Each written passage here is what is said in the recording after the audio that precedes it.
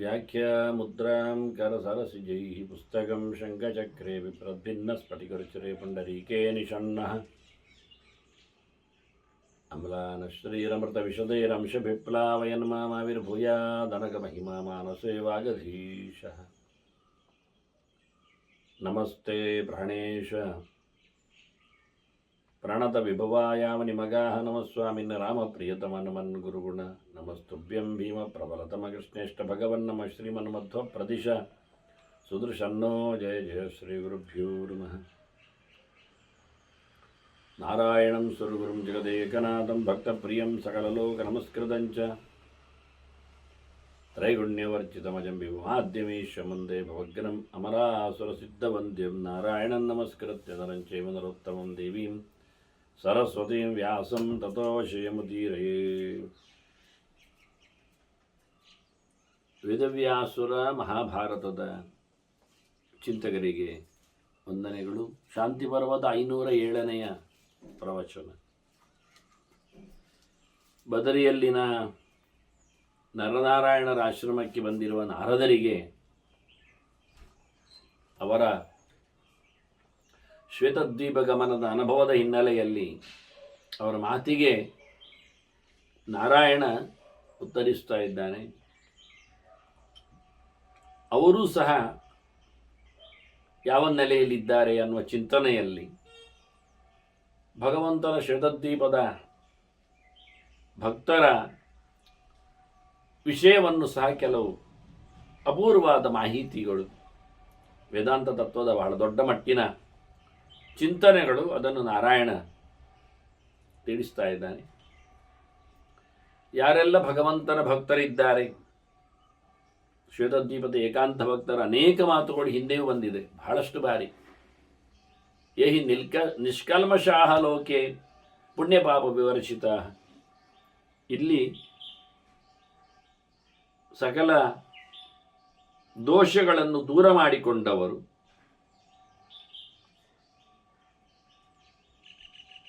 ಮೋಕ್ಷದ ದೃಷ್ಟಿಯಲ್ಲಿ ಇಲ್ಲಿನ ಪುಣ್ಯಗಳು ಅದು ಭೋಗಾರ್ಹಗಳಾಗಿರುವುದಿಲ್ಲ. ಹಾಗಾಗಿ ಅದನ್ನು ಬಿಟ್ಟು ಹೋಗಲಿಕ್ಕೆ. ಅಷ್ಟೇ ಅಲ್ಲದೆ ಭಗವಂತನ ದರ್ಶನದಲ್ಲಿ ಆದ ಬಳಿಕ ಬಂದಿರತಕ್ಕಂಥ ಕರ್ಮಗಳಿಗೆ ಸಿಕ್ಕಿರತಕ್ಕ ಯಾವುದೇ ಲೌಕಿಕವಾದ ಬಾಹ್ಯವಾದ ಪುಣ್ಯಗಳವನನ್ನು ಮಾತಾಡಿಸುವುದಿಲ್ಲ. ಅದನ್ನು ಅನಿಷ್ಟ ಅಂತ ಕರೀತಾರೆ ವಾಸ್ತವವಾಗಿ ಹೇಳುವಾಗ ಭಾಷೆಯಲ್ಲಿ.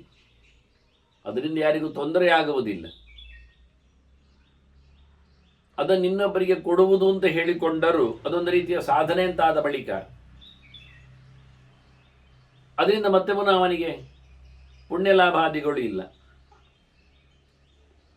ಇನ್ನೊಬ್ಬರಿಗೆ ಕೊಡುವುದು ಅಂದರೂ ಸಹ ಅದನ್ನು ಸುಮ್ಮನೆ ನೀಡಲಿಕ್ಕೂ ಬರುವುದಿಲ್ಲ. ಯಾವುದನ್ನು ಒಬ್ಬನಿಗೆ ಸುಮ್ಮನೆ ಆಗಿ ಕೊಡಲಿಕ್ಕಾಗುವುದಿಲ್ಲ. ಅವರ ಕರ್ಮಕ್ಕೆ ಅನುಗುಣವಾದಂತಹ ಸಾಧನೆಗೆ, ಯೋಗ್ಯತೆಗೆ ಅನುಕೂಲವಾಗಿ ಇರಬೇಕಲ್ವ. ಹೀಗಾಗಿ ಇದು ಕಷ್ಟವೇ. ಆದರೆ ಮಾಡಿರತಕ್ಕಂತಹ ತತ್ವಾಭಿಮಾನಿಗಳ ಹಿನ್ನೆಲೆಯಲ್ಲಿ ಆಗಿರತಕ್ಕ ಕೆಲವು ತೊಂದರೆಗಳಿಗೆ ಅದನ್ನು ತತ್ವ ಅಭಿಮಾನಿ ದೇವತೆಗಳಿಗೆಲ್ಲ ಅಸುರರಿಗೆ ಹಂಚುವ ಹಾಗೆ ಪ್ರಾರ್ಥನೆ ಮಾಡಿಕೊಳ್ಳಲಿಕ್ಕೆ ಬರ್ತದೆ, ತೊಂದರೆಗಳು ದೂರ ಆಗುವಲ್ಲಿ. ಅದರಂತೆ ಪುಣ್ಯಕರ್ಮಗಳನ್ನು ಅವರು ಮಾಡಿಸುವಾಗ ಅದರ ಲಾಭವನ್ನು ಅವರು ಬಹಳಷ್ಟು ಪಡಿತಾರೆ. ಆದರೆ ಆ ಪುಣ್ಯಗಳ ಅನುಭವವನ್ನು ನಮಗೂ ನಿಲ್ಲಿಸ್ತಾರೆ. ಹೀಗಾಗಿ ಬಹಳ ವಿಚಿತ್ರವಾದಂತಹ ಕರ್ಮದ ಸಿದ್ಧಾಂತಗಳು. ಹಾಗಾಗಿ ಅವರನ್ನು ಪ್ರಾಪಂಚಿಕವಾದ ನೆಲೆಯಲ್ಲಿ ಮತ್ತೆ ಹಿಡಿದಿಡತಕ್ಕಂತಹ ಪುಣ್ಯಗಳಾಗಲಿ ಪಾಪಗಳಾಗಲಿ ಅದು ಎರಡನ್ನು ತೊರೆದು ಹೊರಟವರು, ಅಂತಹ ಯೋಗ್ಯತೆ ಉಳ್ಳವರವರು. ತೇಷಾಂ ವೈ ಕ್ಷೇಮ ಮಧ್ವಾನಂ ಗಚ್ಚತಾಂ ದ್ವಿಜಸತ್ತಮ. ಅವರಿಗೆ ಅತ್ಯಂತ ಪ್ರಶಸ್ತವಾದ ದಾರಿ, ಕ್ಷೇಮದ ದಾರಿ, ಮೋಕ್ಷದ ದಾರಿ, ಅದು ಪ್ರಧಾನವಾಗಿ ಆಗುವಂಥದ್ದು ದ್ವಾರ, ಅದು ಸೂರ್ಯ. ಸರ್ವಲೋಕೆ ತಮೋಹಂತ ಆದಿತ್ಯ ದ್ವಾರಮುತ್ತಮಂ.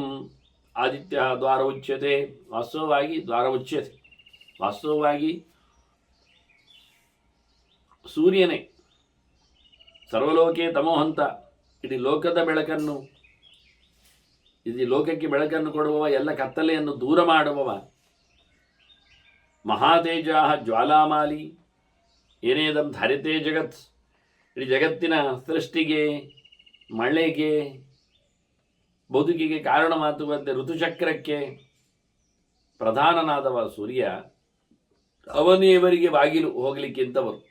ಬಹಳ ಹಿಂದೆ ನಾವು ಶುಕನ ಪ್ರವೇಶದೆಡೆಗೆ ಚಿಂತನೆ ಕೇಳಿಕೊಂಡಿದ್ದೇವಲ್ವ, ಹಾಗೆ ಅಲ್ಲಿಂದಲೇ ಬಂದದ್ದು ಈ ಸುದ್ದಿಗಳು ಮುಂದುವರಿತಾ. ಹಾಗಾಗಿ ಅಂತಹ ಸೂರ್ಯಮಂಡಲದ ಒಂದು ಪ್ರವೇಶ, ಆದಿತ್ಯ ದಗ್ಧ ಸರ್ವಾಂಗ ಅದೃಶ್ಯ ಕೇನಚಿತ್ ಕ್ವಚಿತ್. ಅವರು ಸೂರ್ಯನಲ್ಲಿ ತಮ್ಮ ಎಲ್ಲ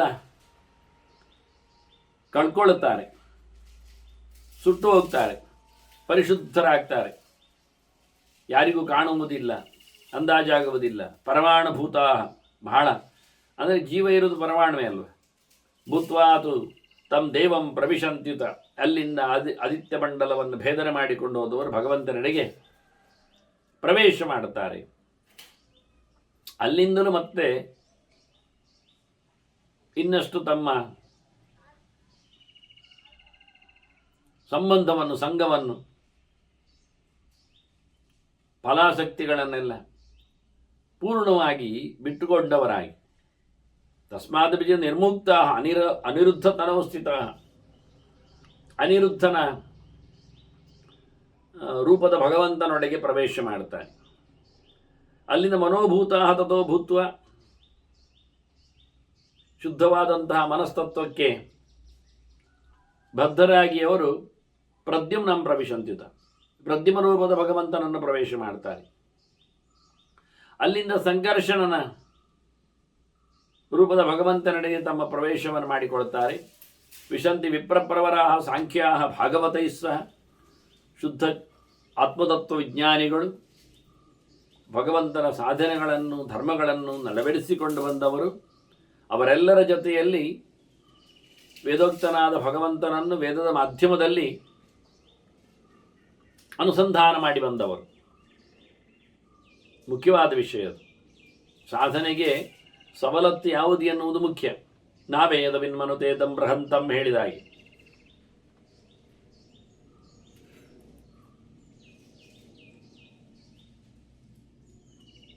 ವೇದ ಹೊಳೆಯುವುದಾಗಿದ್ದರೂ ವೇದ ಜ್ಞಾನ ಇರಬೇಕು. ಅಧ್ಯಯನದ ಬಹಳ ಗಟ್ಟಿತನ ಬೇಕು. ಅದರಿಂದ ಭಗವಂತನನ್ನು ಔಪನಿಷದ ಪುರುಷ ಅಂತ ಹೇಳಿ, ವೇದಾಹ್ಯೇವೈನಂ ವೇದೆ ಎಂದಿ ತಸ್ಮಾದಾಹುರ್ವೇದಾಹ ಅಂತ ಬಹಳ ಸ್ಪಷ್ಟವಾಗಿ ದೇವರನ್ನು ಅರಿತು ನಿಂತವರವರ ಮುಂದೆ ವಾಸುದೇವನನ್ನು ತತತ್ರೈಗುಣ್ಯ ಹೀನಾಸ್ತೆ ವಾಸುದೇವಂ ವಿಶಂತ್ಯುತ.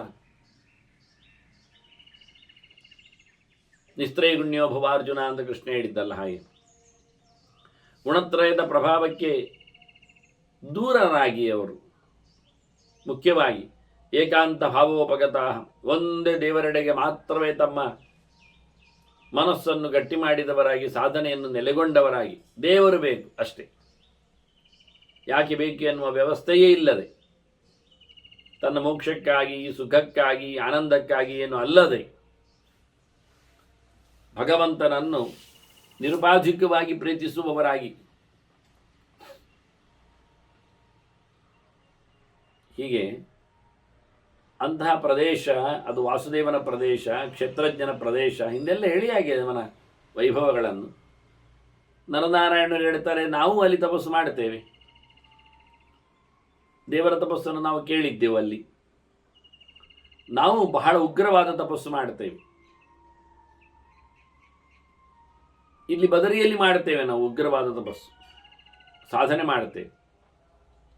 ಯಾಕೆ ಕೇಳಿದರೆ, ನೀನು ಹೇಳಿದ ಅಲ್ಲಿ ಕೇಳಿಕೊಂಡು ಬಂದೇ ಇಲ್ಲ ದೇವರ ಸುದ್ದಿ, ಅವ್ರು ಹೇಳಿದ್ನಲ್ಲ, ಆ ವಿಷಯದಲ್ಲಿ ಒಂದರಲ್ಲಿ ನಾವು ಇನ್ವಾಲ್ವ್ ಆಗಿದ್ದೇವೆ. ಹಾಗಾಗಿ 2-3 ಬಾರಿ ಅವರು ಹೇಳುವಲ್ಲಿ ನಾವು ಕೃಷ್ಣಾರ್ಜುನರಾಗಿ ಲೋಕಕ್ಕೆ ಬಂದಿದ್ದೇವೆ ಅಂತ ಹೇಳ್ತಾ ಇದ್ರು. ಅವರ ಇಂಟೆನ್ಷನ್ ನೋಡಿ ಹೇಗಿದೆ ಅಂತ. ನಾರಾಯಣನೇ, ನರ ಒಬ್ಬ ಜೀವ, ಅವನಲ್ಲಿ ನಾರಾಯಣನ ಬಹಳ ದೊಡ್ಡ ಮಟ್ಟಿನ ಪ್ರವೇಶ, ಆವೇಶ ಅವತಾರ ಅದು ನರ. ಬಲರಾಮನ ಹಾಗೆ, ಅದೇ ಬಲರಾಮನೇ, ಅವನೇ ಬಲರಾಮನಾಗಿಯೂ ಬಂದಿದ್ದಾನೆ. ಅವನು ಅರ್ಜುನಲ್ಲಿ ಆವೇಶ ಪಡೆದಿದ್ದಾನೆ, ಅವನು ಅರ್ಜುನ ಅಲ್ಲ. ನೆನಪಿಟ್ಕೊಳ್ಳಿ, ನರನಾರಾಯಣರು ಯಾರು ಕೇಳಿದರೆ ಬಲರಾಮಕೃಷ್ಣರು. ವಾಸ್ತವವಾಗಿ ಬಹಳ ದೊಡ್ಡ ಮಟ್ಟಿನ ಭಾರಾವತರಣವನ್ನು ಮಾಡುವುದರಲ್ಲಿ ಬಲರಾಮನದ್ದು ಪಾತ್ರ ಇದೆ. ಯಾದವರ ಕೂಟದಲ್ಲಿ ಬಲರಾಮನೇ ನರ, ನಾರಾಯಣನೇ ಕೃಷ್ಣ. ಆ ಬಲರಾಮನಲ್ಲಿ ಅಥವಾ ನರನಲ್ಲಿ ನಾರಾಯಣನ ಬಹಳ ದೊಡ್ಡ ಮಟ್ಟಿನ ಆವೇಶ ಇದೆ. ಅದರಿಂದ ಅದು ನರ ಎನ್ನುವುದು ಆವೇಶ ಅವತಾರ ಅಂತ ಅರ್ಥ. ನರೇ ವಿಷ್ಣು ಸಮಾವಿಷ್ಟ ಅಂತ. ಆದರೆ ಇದೇ ನರನ ರೋಲು ಹೇಗೆ ಅಲ್ಲಿ ಬೃಹಸ್ಪತಿ ಆಚಾರ್ಯರು ಒಂದು ಮುಖದಲ್ಲಿ ದ್ರೋಣನಾಗಿದ್ದುಕೊಂಡು ಇನ್ನೊಂದು ಕಡೆಯಲ್ಲಿ ಉದ್ಧವನಾಗಿದ್ದುಕೊಂಡು ಕೃಷ್ಣನಿಗೆ ಅತಿ ಹತ್ತಿರದ ಅತಿ ಪ್ರೀತಿಯ ವ್ಯಕ್ತಿಯಾಗಿ, ಪಾಂಡವರಿಗೆ ಅತ್ಯಂತ ಆಪ್ತನಾಗಿ, ದ್ರೋಣ ಪಾಂಡವರಿಗೆ ಆಪ್ತನಾದರೂ ಗುರುಗಳಾದರೂ ವಿರೋಧದ ಹೋರಾಟದಲ್ಲಿದ್ದ, ಪರಮ ಆಪ್ತ ಆಗಿದ್ರೆ ಅಂಥದ್ದು ಮಾಡ್ತಿದ್ನ? ಪಾಂಡವರು ದೈವಿಕವಾದ ಬಹಳ ದೊಡ್ಡ ಮಟ್ಟಿನ ಸೊತ್ತು, ಕೃಷ್ಣನಿಗೆ ಅತ್ಯಂತ ಪ್ರಿಯರು ಅಂದಾಗ ಒಂದು ದ್ರೋಣ ಒಂದು ಬಾಣ ಹೊಡಿಲಿಕ್ಕೆ ಬರ್ತದ? ಅತ್ಯಾಶ್ಚರ್ಯ ಅನಿಸ್ತದೆ. ದೇವತೆಗಳ ಗುರುಗಳಾಗಿದ್ದುಕೊಂಡು ದೈತ್ಯರ ಪಾಳಯದಲ್ಲಿ ದೈತ್ಯರ ಗುರುಗಳಾಗಿ ದೈತ್ಯರಿಗೆ ಸಹಾಯ ಮಾಡಿಕೊಳ್ಳುವ ಮೂಲಕ ದುರ್ಯೋಧನಾದಿಗಳಿಗೆ ಎಂಥ ಅದ್ಭುತ ಸಾಹಿತ್ಯ ಅದು. ಆ ಲೆಕ್ಕಾಚಾರದಲ್ಲಿ ದ್ರೋಣ ಮೈನಸ್ ಮಾಡಿ ಶುಕ್ರಾಚಾರ್ಯ ಬರಬಹುದಿತ್ತು. ಶುಕ್ರಾಚಾರ್ಯರು ಬಂದಿದ್ದರೆ ಶುಕ್ರಾಚಾರ್ಯರು ಪಾಂಡವರಿಗೆ ಪಾಠ ಮಾಡಿದರೂ ತಪ್ಪಾಗುವುದಿಲ್ಲ. ಯಾಕೆ? ಅವನು ಬ್ರಾಹ್ಮಣ, ಅವನು ದೇವತೆ. ಶುಕ್ರಾಚಾರ್ಯ ದೈತ್ಯ ಅಲ್ಲ, ಸ್ವಯಂ ದೈತ್ಯರಿಗೆ ಗುರುವಾದರೂ ದೈತ್ಯ ಅಲ್ಲ ಅವ. ಈಗ ಬೃಹಸ್ಪತಿ ಆಚಾರ್ಯರು ಗುರುಗಳಾಗಲಿಲ್ವಾ ದುರ್ಯೋಧನಾದಿಗಳಿಗೆ? ಅವರಿಗೂ ದುಷ್ಟ ಅಂತ ಕರೆಯುವುದ? ದುಷ್ಟ ಅಂತ ಹೇಳುವುದ ಅವನು ಸ್ವಭಾವತಃ? ಅಲ್ಲ. ಹಾಗೆ ನರ ಎರಡು ರೋಲ್, ಒಂದು ಬಲರಾಮನೇ, ಒಂದು ಅರ್ಜುನನೇ. ಆದರೆ ಅರ್ಜುನ ಅವನು ನರ ಅಲ್ಲ, ಜೀವ, ಮತ್ತು ಅವನು ಇಂದ್ರ. ಆದರೆ ಅವನಲ್ಲಿ ನರನ ಪ್ರವೇಶ ಉಂಟು, ನರನಲ್ಲಿ ನಾರಾಯಣನ ಪ್ರವೇಶ ಉಂಟು. ಅರ್ಜುನನಲ್ಲಿ ದ್ರೌಪದಿಗಾಗಿ ಪ್ರಾಣನ ಪ್ರವೇಶ ಉಂಟು. ಹೀಗಾಗಿ ಅವನು ಭಯಂಕರ ಜೋರಾದ. ಇತ್ತ ಅರ್ಜುನ ಇಂದ್ರ, ಸ್ವಯಂ ಇಂದ್ರ. ಇಂದ್ರನ ಮೇಲಕ್ಕೆ ನರನ ಪ್ರವೇಶ, ನರನ ಜೊತೆಯಲ್ಲಿ ವಿಷ್ಣುವಿನ ಆವೇಶ. ಇತ್ತ ದ್ರೌಪದಿಯಾಗಿ ಪ್ರಾಣನ ಸನ್ನಿಧಿ. ಹೀಗಾಗಿ ನಾಲ್ಕಾಯ್ತು. ಸೇಂದ್ರೈ ಚತುರ್ಭಿಹಿ ಪಾರ್ಥಸ್ತು. ಅರ್ಜುನನಿಗೆ 4 ವಿಷಯ ಸಿಕ್ಕಿತು. ನಾರಾಯಣನು ಇದ್ದಾನೆ, ನಂತರದತ್ವವಾದ ಪ್ರಾಣನು ಬರ್ತಾನೆ, ಅನಂತರದತ್ವವಾದ ಶೇಷನು ಸಿಗ್ತಾನೆ, ಕೊನೆಯ ವ್ಯಕ್ತಿಯಾಗಿ ಇಂದ್ರನು ಆಗಿದ್ದಾನೆ. ಹೀಗೆ ದೇವಕೋಟಿಯಲ್ಲಿ ಅತ್ಯಂತ ಎತ್ತರದ 4 ಪ್ರಕಾರಗಳು ಒಂದೇ ಕಡೆ ಸಮಾವೇಶಗೊಂಡದ್ದು ಅರ್ಜುನನಲ್ಲಿ.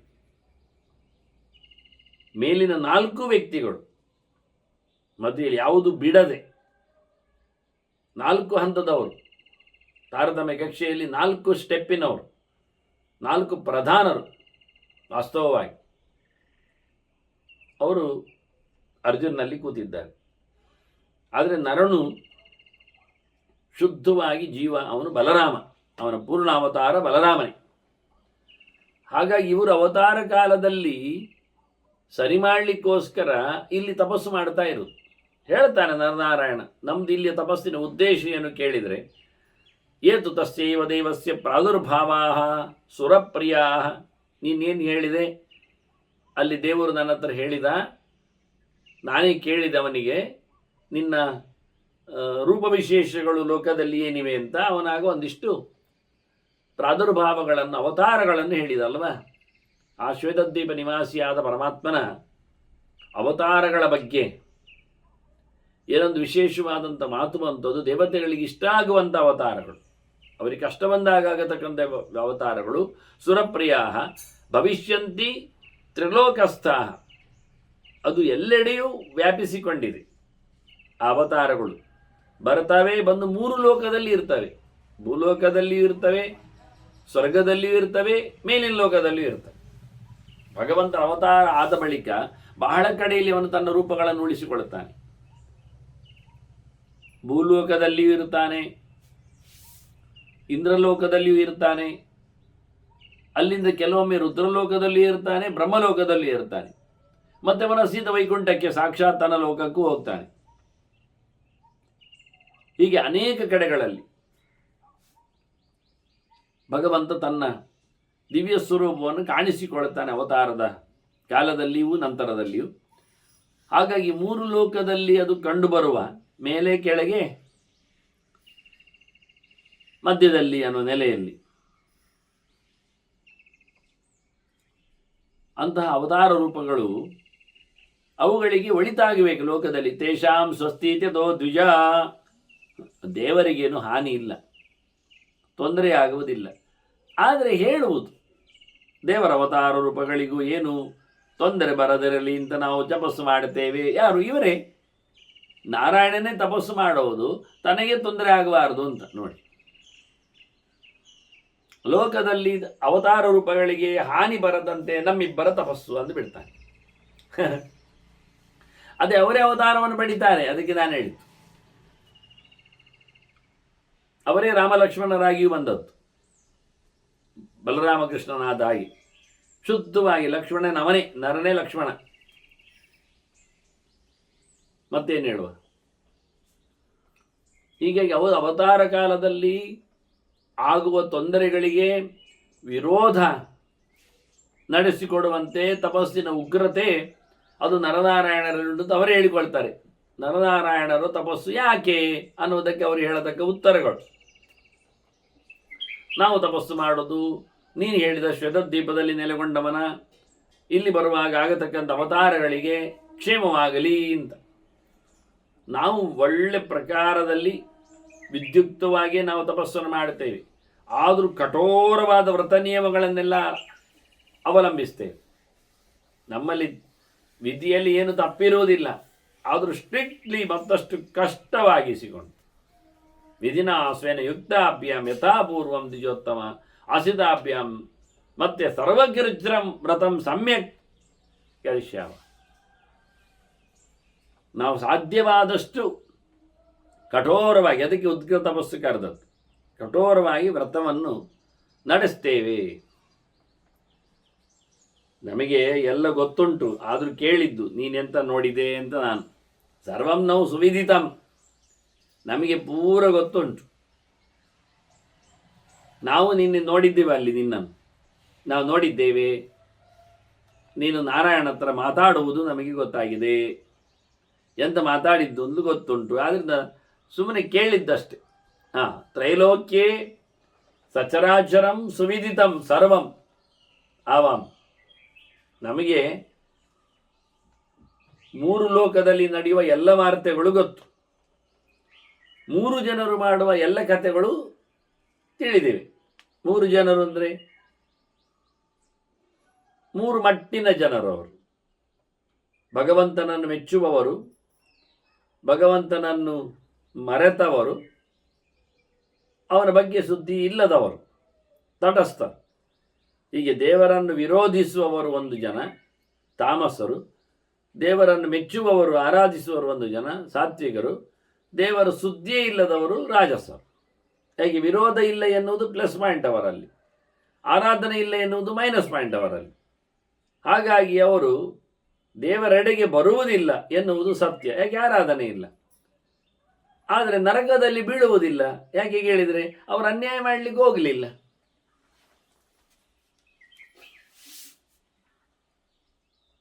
ಅವರ ತಿಳುವಳಿಕೆ ಆ ರೀತಿಯಾದದ್ದು. ಹೀಗಾಗಿ ಇಂಥ ಮೂರು ಪ್ರಕಾರದ ಜನರನ್ನು ನಾವು ಚೆನ್ನಾಗಿ ಅರಿತಿದ್ದೇವೆ. ನಮಗೆಲ್ಲ ಗೊತ್ತಿದೆ. ಲೋಕದಲ್ಲಿನ ಜಡ ಪ್ರಪಂಚವೂ ಗೊತ್ತಿದೆ, ಜೀವ ಪ್ರಪಂಚವೂ ಗೊತ್ತಿದೆ. ಯದ್ ಭವಿಷ್ಯತಿ ವೃತ್ತಂ ವಾ ವರ್ತದೇವ ಶುಭಾಶುಭ, ಒಳ್ಳೆಯದಾಗಲಿ ಕೆಟ್ಟದಾಗಲಿ, ಆಗುವಂಥದ್ದು, ಆಗಿದ್ದು, ಆಗ್ತಾ ಇರುವುದು ಮೂರು ಗೊತ್ತು. ತ್ರೈಕಾಲಿಕವಾದ ದರ್ಶನ ಅವರಲ್ಲಿದೆ ಎಂದು ಅವರೇ ಹೇಳಿಕೊಳ್ತಾರೆ. ಒಳ್ಳೆಯದು ಮಾತ್ರ ಕಾಣುವುದಲ್ಲ, ಕೆಟ್ಟದಾಗುವುದು ಕಾಣ್ತದೆ. ಏನಿದೆ ಕೆಟ್ಟದು, ಏನಾಗ್ತದೆ, ಏನಾಗಿದೆ, ಹೀಗೆ ಮೂರು ಕಾಲದಲ್ಲಿಯೂ ಆಗತಕ್ಕಂಥ ಘಟನೆಗಳ ಪೂರ್ಣವಾದ ಎಚ್ಚರ ನಮ್ಮಲ್ಲಿ ಉಂಟು. ಹಾಗಾಗಿ ಕೇಳಿದ್ ನಾವಷ್ಟೇ ನಿನ್ನ ಹತ್ರ ಅನ್ನೋ ನೆಲೆಯಲ್ಲಿ ಗೊತ್ತಿದೆ ಅಂತ ಹೇಳ್ತಾನೆ. ಹೀಗೆ ನಾರದರಿಗೆ ತಮ್ಮ ಬಗ್ಗೆ ಹೇಳ್ತಾ ಮತ್ತೆ ತಪಸ್ಸಿಗೆ ಅವರು ಅಣಿಯಾದರು. ನಾರದನಲ್ಲೇ ತಪಸ್ಸು ಮಾಡದೆ ಕೂತ. ಒಂದೆರಡು ವರ್ಷ ಅಲ್ಲ, ದಿವ್ಯ ವರ್ಷ 1000. ಇಲ್ಲಿನ ಲೆಕ್ಕಾಚಾರದಲ್ಲಿ 36,000 ವರ್ಷ ಆಗ್ತದಲ್ಲ. ಬಹಳ ದೊಡ್ಡ ಮಟ್ಟಿನಲ್ಲಿ ಜಜಾಪ ವಿಧಿವನ್ ಮಂತ್ರಾನ ನಾರಾಯಣ ಗತಾನ್ ಬಹೂನ್. ಅಷ್ಟು ಸಮಯ ಅಂತ ಮಾಡುವುದು ಕೇಳಿದರೆ ಜಪ ಮಾಡುವುದು. ಯಾವ ಮಂತ್ರ ಜಪ ಮಾಡುದು? ನಾರಾಯಣ ಮಂತ್ರ ಜಪ ಮಾಡುದು. ಒಂದಲ್ಲಪ್ಪ, ದೇವರಿಗೆ ಸಂಬಂಧಪಟ್ಟ ಅನೇಕ ಮಂತ್ರಗಳುಂಟು. ವಿಷ್ಣು ಮಂತ್ರ ಇದೆ, ರಾಮ ಮಂತ್ರ ಇದೆ, ಕೃಷ್ಣ ಮಂತ್ರ ಇದೆ, ವೇದವ್ಯಾಸ ಇದೆ, ಹಯಗ್ರೀವ ಇದೆ, ದತ್ತಾತ್ರೇಯ ಇದೆ, ನರಸಿಂಹ ಇದೆ, ವರಾಹ ಇದೆ. ಎಷ್ಟೆಲ್ಲ ಮಂತ್ರಗಳು ಬೇಕು. ನಾಮತ್ರಯ ಇದೆ, ಸುಮಾರು ಮಂತ್ರಗಳು ಭಗವಂತನ. ಸುದರ್ಶನ ಮಂತ್ರ ಇದೆ. ಹೀಗೆ ಅನೇಕ ಮಂತ್ರಗಳು ಭಗವಂತನದ್ದು ಇರಲಾಗಿ ಅವತಾರಕ್ಕೆ ಸಂಬಂಧಪಟ್ಟಂತೆ, ವ್ಯೂಹ ರೂಪಗಳಿಗೆ ಸಂಬಂಧಪಟ್ಟಂತೆ. ಕೇಶವಾದಿಗಳಿಗೆ ಪಂಚರಾತ್ರಗಳೆಲ್ಲ ಬಹಳ ಚಂದವಾಗಿ ಓಂ ನಮೋ ಭಗವತೆ ಕೇಶವಾಯ ಅಂತ ಹೇಳಿ ಮಂತ್ರಗಳನ್ನು ಸ್ಪಷ್ಟಪಡಿಸಿದೆ. ಹಾಗೆ ಎಲ್ಲ ಪ್ರಕಾರದ ಮಂತ್ರಗಳು, ನಾಮಮಂತ್ರಗಳು, ವೇದ ಮಂತ್ರಗಳು, ಪುರಾಣ ಮಂತ್ರಗಳು, ಶ್ಲೋಕ ಮಂತ್ರಗಳು, ಮಾಲಾ ಮಂತ್ರಗಳು, ಬೀಜ ಮಂತ್ರಗಳು ಒಬ್ಬನಂತೆ ಎಷ್ಟು ಇಲ್ಲ. ಆದ್ದರಿಂದ ಭಗವಂತನಿಗೆ ಸಂಬಂಧಪಟ್ಟದ್ದನ್ನೆಲ್ಲ ಭಾರಿ ಅದು ಖಾಲಿ ಕಮ್ಮಿ ಮಾಡುವುದಲ್ಲ. ಆ ಮಂತ್ರಗತವಾದಂಥ ಅಕ್ಷರಗಳ ಲೆಕ್ಕಾಚಾರದಲ್ಲಿನ ಕೋಟಿ ಆಗಬೇಕು.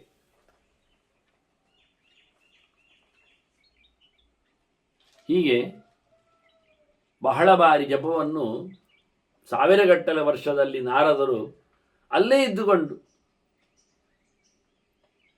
ಅವರನ್ನೇ ಪೂಜೆ ಮಾಡಿಕೊಂಡು ತಾವೇವ ಅರ್ಚಯನ್ ದೇವವು ನರನಾರಾಯಣೋಚದವು, ನರನಾರಾಯಣರಿಗೆ ಸೇವೆಯನ್ನು ಸಲ್ಲಿಸುತ್ತಾ ಪ್ರತಿನಿತ್ಯ ಅಲ್ಲೇ ಭಗವಂತನ ಜಪವನ್ನು ಮಾಡುತ್ತಾ ಕೂದುಬಿಟ್ರು.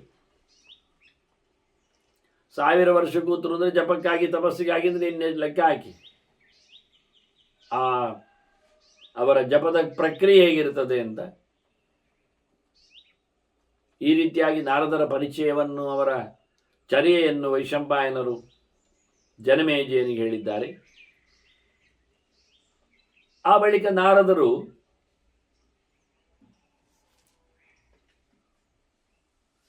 ಅಲ್ಲಿ ಕರ್ಮಾಂಗವನ್ನು ಮಾಡಿದರು. ದೈವಂ ಕೃತ್ವ ಯಥಾನ್ಯಾಯಂ ಪಿತೃಂ ಚಕ್ರೆ ದತಪರಂ. ದೇವ ಕಾರ್ಯವನ್ನು ಮಾಡಿ ಪಿತೃಕಾರ್ಯವನ್ನು ಮಾಡಿದರು. ಪಿತೃಕಾರ್ಯ ಮಾಡಿದ ನಂತರ ನಾರದರು ಕರ್ಮ ಮಾಡಿದ್ದು ನೋಡಿ ನಾರಾಯಣ ಕೇಳುತ್ತಾನೆ, ಇದು ಎಂಥದು? ನೀವು ಯಾರನ್ನು ಪೂಜೆ ಮಾಡಿದ್ದು? ಕೈಜ್ಯತೆ ಕಿಂಕರ್ಮ, ಇದೆಂಥ ಕೆಲಸ? ಪ್ರಯೋಗ ಪದ್ಧತಿಯ ವ್ಯವಸ್ಥೆ ಏನು? ಫಲಂವಾಸ್ಯ ಕಿಮಿಷ್ಯತೆ, ಅಲ್ಲಿ ಇದು ಎಂತ ಮಾಡಿದರೆ ಎಂತ ಸಿಗ್ತದೆ? ಈಗಾಗಲೇ ನಾರಾಯಣ ಹೇಳಿದ ನನಗೆಲ್ಲ ಗೊತ್ತುಂಟು ಅಂತ. ಈಗ ಪ್ರಶ್ನೆಗೆ ಹೇಳ್ತಾ ಇದ್ದಾನೆ ನಾರದರದ್ದು, ಇದೆಂತ ಮಾಡಿದಿರಿ ಅಂದರೆ ನಾರದರಿಂದ ಬಾಯಿಂದ ಬರಲಿ, ಎಷ್ಟು ಅವರಿಗೆ ಗೊತ್ತುಂಟು ಒಂದು ಗೊತ್ತಾಗಲಿ ಹೇಳಿಕೊಂಡು ಒಂದೇ ಕರ್ಮವನ್ನು ಮಾಡುವುದಲ್ಲ. ದೇವಪಿತೃಕಾರ್ಯಾಭ್ಯಾನ್ನ ಪ್ರಮದಿತವ್ಯಂ ಅಂತ ಹೇಳಿ ಶ್ರುತಿಯೇ ಅಂದರೆ ಹೊರಗೆ ಹೋಗುವಾಗ ಮಕ್ಕಳಿಗೆ ಗುರುಗಳು ಹೇಳಿಬಿಟ್ಟಿದ್ದಾರೆ, ನಿಮಗೆ ನಾವು ದೇವರ ಸುದ್ದಿಯನ್ನು ಬೇಕಾದಷ್ಟು ಇದು ಹೇಳಿಕೊಟ್ಟಿದ್ದೇವೆ, ಆರಾಧನೆಯನ್ನೆಲ್ಲ. ಹಾಗೆ ತಂದೆ ತಾಯಿಗಳದ್ದು ಸಹ ಕರ್ಮಾಂಗಗಳನ್ನೆಲ್ಲ ನಡೆಸಿಕೊಡಲಿಕ್ಕೆ ಉಂಟು, ಅದು ಬಿಟ್ಟು ಬಿಡುವುದಲ್ಲ, ತಪ್ಪು ಮಾಡಲಿಕ್ಕಿಲ್ಲ ಅಂತ ಹೇಳಿ ಕಳಿಸ್ತಾರೆ. ಹಾಗಾಗಿ ನಾರದರದನ್ನು ಮಾಡಿದರು. ನಾರದರು ಮಾಡಿದ ತಕ್ಷಣ ನಾರಾಯಣ ಕೇಳಿಬಿಟ್ಟ, ಇದೆಯಂತ ಕತೆ, ಇದರ ಫಲ ಎಂಥದ್ದು ಅಂತ. ಗೊತ್ತಿದ್ದರೂ ಕೇಳಿದೆ, ಯಾಕೆ ನಮಗೆ ಗೊತ್ತಾಗಿಸ್ಬೇಕಲ್ಲ. ಅದಕ್ಕೆ ನಾರದರು ಹೇಳ್ತಾರೆ, ನೀವು ಹೇಳಿದ್ದೆ ಮಾರಾಯರೆ ಅಂತ ಹೇಳ್ತಾನೆ. ಅದು ಗೊತ್ತುಂಟು ಅವನಿಗೆ. ನೀವೇ ಹಿಂದೆ ಹೇಳಿದ್ದೀರಿ, ಬಹಳ ಹಿಂದೆ.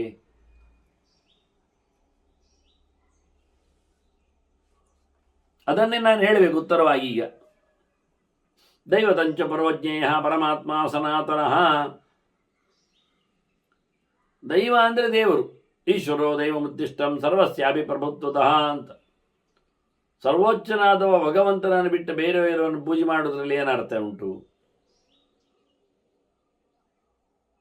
ಆದ್ದರಿಂದ ಭಗವಂತ, ಅವನಿಗಿಂತ ಹಿಂದೆ ಯಾರೂ ಇಲ್ಲ, ಸನಾತನ. ಅವನಿಗೆ ಅಪ್ಪ ಇಲ್ಲ, ಅಮ್ಮ ಇಲ್ಲ. ಅಂದ ದೇವರನ್ನೇ, ಸರ್ವೋತ್ತಮನನ್ನಾದ ಭಗವಂತನನ್ನೇ ನಾನು ಪೂಜೆ ಮಾಡಿದೆ. ದೈವಪೀಠದಲ್ಲಿ, ದೇವಾರಾಧನೆಯಲ್ಲಿ ಎಲ್ಲರಿಗಿಂತ ಮಿಗಿಲಾದ ಭಗವಂತ. ಮತ್ತೆ ಯಜಾಮಿವೈ ಪಿತೃನ್ ಸಾಧು ನಾರಾಯಣ ವಿಧೌ ಕೃತೆ. ದೇವರ ಪೂಜೆ ಆದ ಬಳಿಕ, ಭಗವಂತನ ಸೇವೆ ಆದ ನಂತರ ನಾನು ಪಿತೃಗಳನ್ನು ಪೂಜೆ ಮಾಡಲಿಕ್ಕೆ. ಪಿತೃಗಳ ಪೂಜೆ ಅಂದಾಗ ನನ್ನ ಅಪ್ಪ ಬ್ರಹ್ಮ, ನಾನು ಬ್ರಹ್ಮನ ಮಗ. ಬ್ರಹ್ಮದೇವರಪ್ಪ ನಾರಾಯಣ, ಬ್ರಹ್ಮನಾರಾಯಣನ ಮಗ. ಅಲ್ಲಿ ಮುಗೀತು. ಇಷ್ಟೇ ಲೆಕ್ಕಾಚಾರ ಇರೋದು. ಇಷ್ಟೇ. ನಾವು 3 ಜನ. ನಾನು ಬ್ರಹ್ಮನ ಮಗ, ನನ್ನಪ್ಪ ಬ್ರಹ್ಮ, ಅವನಪ್ಪ ನಾರಾಯಣ. ಇಲ್ಲಿದ್ದೇವೆ ನಾವು. ನಾನಾಗಿ ಪೂಜೆ ಮಾಡುವುದು ತಂದೆಂದಿರಂದ ತಕ್ಷಣ, ಪಿತೃಕರ್ಮ ಅಂದ ತಕ್ಷಣ ನಾನು ಬ್ರಹ್ಮನಿಗೆ ಆರಾಧನೆ ಮಾಡೋದು. ನಾನು ಅವನ ಗಮ್ಮತ್ತು ಲೆಕ್ಕ ಬಹಳ ಚೆನ್ನಾಗಿದೆ. ಅದು ಮೊದಲು ದೇವರು ದೊಡ್ಡವರು ಅಂತ ದೇವರ ಪೂಜೆ ಮುಗಿದಂದ್ರೆ ಮಾಡೋದು. ಅಲ್ಲಿಗೆ ದೇವರು ಮುಗಿಯಿತು. ಇವನಪ್ಪ ಬ್ರಹ್ಮ, ಅವನ ಪೂಜೆ ಮಾಡಿದ, ಅಲ್ಲಿಗೆ ಆಯ್ತು. ಇಡೀ ಜಗತ್ತಿನ ರೂವಾರಿ ಭಗವಂತನಿಗೆ ಪೂಜೆ, ನಂತರದಲ್ಲಿ ಜಗತ್ತನ್ನು ನೋಡಿಕೊಳ್ಳತಕ್ಕಂತಹ ಅಧಿಕಾರಿಗೆ ಪೂಜೆ.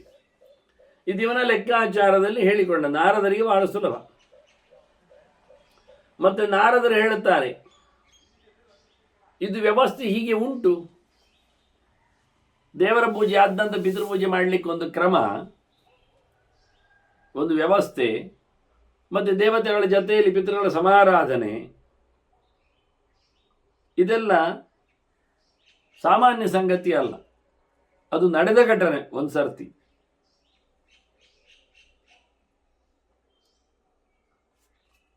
ಪಿತೃಗಳಾಗಲಿಕ್ಕೆ ಕಾರಣ ಅವರು ತಾವು ಕೊಟ್ಟಿರತಕ್ಕಂಥ ಉಪದೇಶ ದೇವತೆಗಳಿಗೆ. ಆದ್ದರಿಂದ ದೇವತೆಗಳು ಆಯಿತು, ನೀವೇ ಪಿತೃಗಳು ಅಂತೇಳಿ ಅವರು ಎಕ್ಸೆಪ್ಟ್ ಮಾಡಿಕೊಂಡ್ರು. ಇದು ವೇದದಲ್ಲಿ ಇರತಕ್ಕ ಸಂಗತಿ, ಇದು ವಿಷಯ ಸತ್ಯ ಎನ್ನುವುದರ ಬಗ್ಗೆ ನಾರದ ಹೇಳುವಾಗ ಹೇಳುತ್ತಾನೆ. ಶ್ರುತಿಶ್ಚಾಪ್ಯ ಪರ. ಮುಖ್ಯವಾಗಿ ವೇದದಲ್ಲಿ ಉಂಟು, ದೇವಾಹ ಪುತ್ರಾನಿ ಪಿತರೋ ಯಜನ್ ಅಂತ. ದೇವತೆಗಳು ಮಕ್ಕಳಾಗಿ ತಂದೆಯಂದಿರನ್ನು ಹೋಮ ಹವನದಲ್ಲಿ, ಪೂಜೆ ಪುನಸ್ಕಾರಗಳಲ್ಲಿ, ತರ್ಪಣ ಪಿಂಡಾದಿಗಳಲ್ಲಿ ಆರಾಧನೆ ಮಾಡಿದ್ರು ಅಂತ. ಪಿತೃಗಳನ್ನು ಆರಾಧನೆ ಮಾಡಿದ್ರೆ ಯಾರು? ದೇವತೆಗಳು ಸಹ. ಅವರು ಮಕ್ಕಳಾದ್ದರಿಂದ ಮಕ್ಕಳಾಗಿಸಿಕೊಂಡು, ತಮ್ಮನ್ನು ಮಕ್ಕಳಾಗಿಸಿಕೊಂಡು, ವೇದಶ್ರುತಿ ಪ್ರಣಷ್ಟಾಚ ಪುನರಧ್ಯಾಪಿತ ಸುತೈ. ಅದು ಅಗ್ನಿವೈಷಾದಿಗಳ ಕಾಲದಲ್ಲಿ ಆದ ವ್ಯವಸ್ಥೆ. ಕಳೆದು ಹೋಗಿದೆ ಮಂತ್ರಮಂಡಲಗಳು ಅಂದಾಗ ಇವರೇ ತಿಳಿಸಿಕೊಟ್ಟದ್ದು.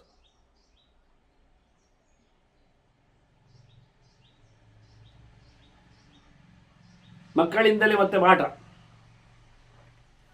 ಅವರು ದೇವತೆಗಳನ್ನು ಹೋ ಪುತ್ರಾಹ ಅಂತ ಕರೆದದ್ದಕ್ಕೇನೆ ಗಲಾಟೆ ಆಗಿತ್ತು ಆಗ ಅದು ಕೊನೆಗೆ ಹೌದಾಯಿತು.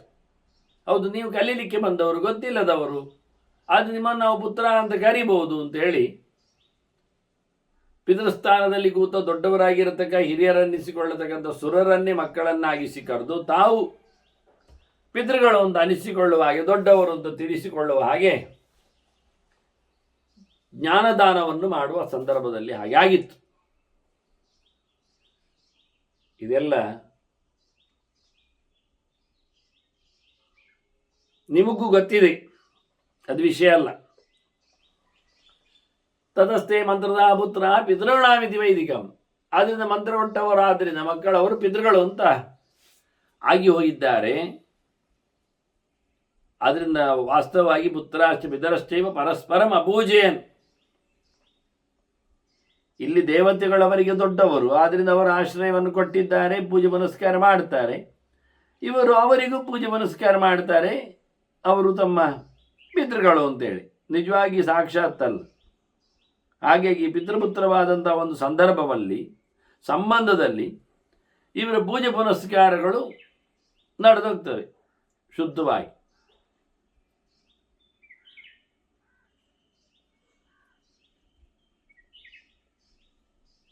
ನಾರದರಿಗೆ ಕೇಳುತ್ತಾರೆ,